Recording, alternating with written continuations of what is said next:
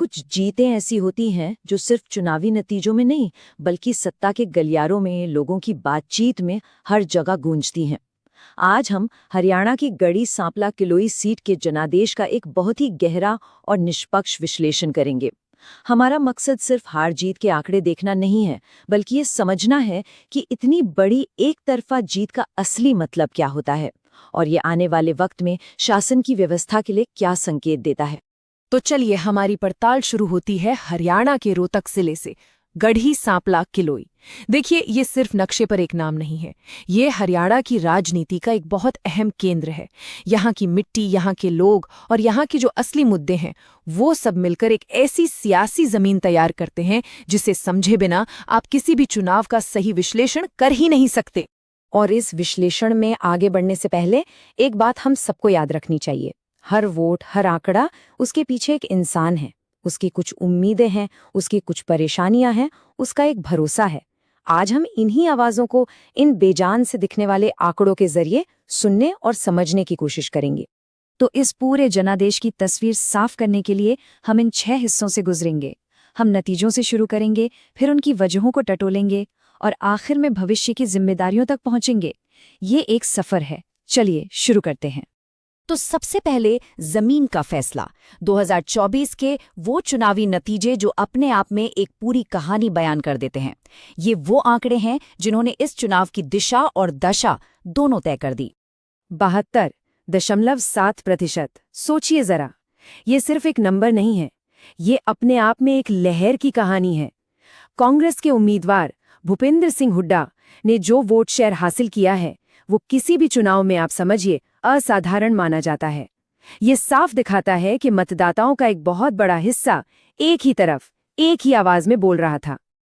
और ये चार्ट देखिए, ये जीत के पैमाने को और भी साफ कर देता है। कांग्रेस और बीजेपी के बीच का फासला देखिए जरा, 71,465 वोटों का ये अंतर। ये बताता है कि मुकाबला कहीं था ही नहीं, एक तरफा था। यहाँ सवाल सिर्फ जीत या हार का नहीं था, सवाल था जीत के आकार का, उसके पैमाने का। तो सवाल उठता है कि आखिर ये इतनी जबरदस्त जीत हुई क्यों? आंकड़ों के पीछे की असल कहानी क्या है? इसे समझने के लिए अब हमें जमीन पर उतरना होगा और वहां के लोगों की नब्ज को महसूस करना होगा। गढ़ी सांपला किलोई को हरियाणा का जाट हार्टलैंड भी कहा जाता है। यहाँ जाट आबादी का अच्छा खासा दबदबा है, लेकिन ये कहानी इतनी सीधी भी नहीं है। ओबीसी और दलित समुदाय भी यहाँ के नतीजों पर एक बहुत गहरा असर डालते हैं। इस सामाजिक समीकरण को समझना यहाँ की राजनीति को समझने की पहली चाबी है। ये सिर्फ जातियों का जोड़ घटाव नहीं है, बल्कि उनके बीच के आर्थिक और सामाजिक रिश्तों का एक बहुत ही पेचीदा ताना बाना है। तो फिर असली सवाल क्या है? सवाल ये है कि इस सामाजिक ताने बाने के अंदर लोगों की रोजमर्रा की जिंदगी की बुनियादी जरूरतें क्या हैं, उनकी शिकायतें क्या हैं, वो कौन सी बातें हैं जो हर सुबह उठने पर उन्हें परेशान करती हैं। और जवाब यहाँ है। मतदाताओं की सबसे बड़ी चिंताएं बहुत बुनियादी हैं। पीने का साफ पानी, टूटी फूटी सड़कें, बिजली की कटौती और सबसे बढ़कर युवाओं के लिए बेरोजगारी। राष्ट्रीय स्तर पर चाहे कोई भी बड़ी बड़ी बहसें चल रही हों, लेकिन जमीन पर लोगों के लिए तो यही मुद्दे सबसे ज्यादा मायने रखते हैं। और देखिए, जब इन बुनियादी चीजों को नजरअंदाज किया जाता है ना, तो ये सिर्फ एक असुविधा नहीं रह जाती। ये सीधा सीधा हर नागरिक के उस अधिकार पर चोट है जो उसे गरिमा के साथ जीने का हक देता है। और यही तो हमारे संविधान की नींव है। कोई भी चुनाव, याद रखिए, अचानक से नहीं होता। वो दशकों के राजनीतिक इतिहास की एक कड़ी होता है। तो इस जनादेश को अगर पूरी तरह समझना है तो हमें समय में थोड़ा पीछे जाना होगा और पिछले 7 चुनावों के पैटर्न को ध्यान से देखना होगा। ये आंकड़े ये लगभग 30 साल की कहानी कहते हैं। एक तरफ हम कांग्रेस का एक मजबूत किला देखते हैं जो समय समय पर चुनौतियों के बावजूद अपनी जगह खड़ा रहा है, तो वहीं दूसरी तरफ बीजेपी का धीरे धीरे बढ़ता हुआ वोट शेयर, उसे भी नजरअंदाज नहीं किया जा सकता। ये हमें बताता है कि राजनीति में कुछ भी हमेशा के लिए नहीं होता, जमीन हमेशा बदलती रहती है। और ये टाइमलाइन, ये उम्मीदवार की चुनावी यात्रा के उतार चढ़ाव को बड़ी खूबसूरती से दिखाती है।